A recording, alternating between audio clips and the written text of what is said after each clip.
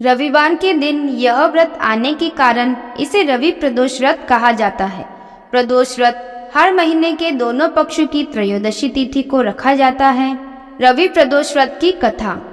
एक गांव में अति दीन ब्राह्मण निवास करता था।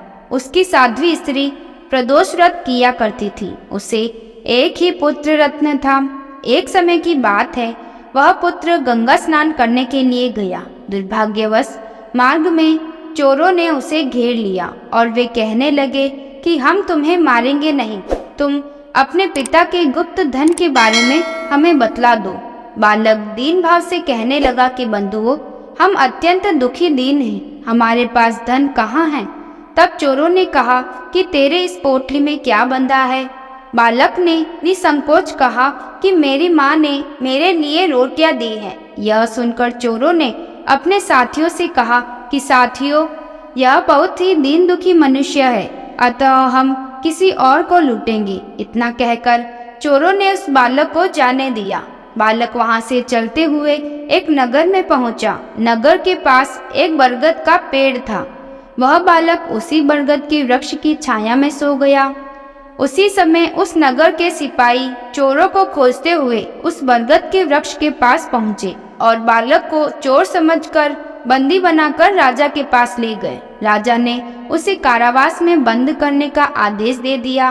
ब्राह्मणी का लड़का जब घर नहीं लौटा तब उसे अपने पुत्र की बड़ी चिंता हुई। अगले दिन प्रदोष व्रत था।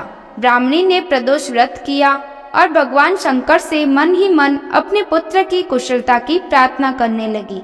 भगवान शंकर ने उस ब्राह्मणी की प्रार्थना स्वीकार कर ली। उसी रात भगवान शंकर ने उस राजा को स्वप्न में आदेश दिया कि वह बालक चोर नहीं है, उसे प्रातःकाल छोड़ दे, अन्यथा उसका सारा राज्य वैभव नष्ट हो जाएगा। प्रातःकाल राजा ने शिवजी की आज्ञा अनुसार उस बालक को कारावास से मुक्त कर दिया। बालक ने अपनी सारी कहानी राजा को सुनाई। सारा वृत्तांत सुनकर राजा ने अपने सिपाहियों को उस बालक के घर भेजा और उसके माता पिता को राज दरबार में बुलाया।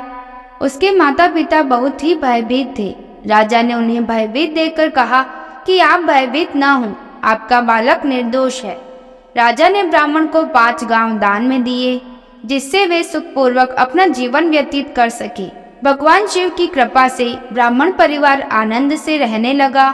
अतः जो मनुष्य रवि प्रदोष व्रत को करता है, वह सुखपूर्वक और निरोगी होकर अपना पूर्ण जीवन व्यतीत करता है तथा उसके जीवन में खुशहाली आती है।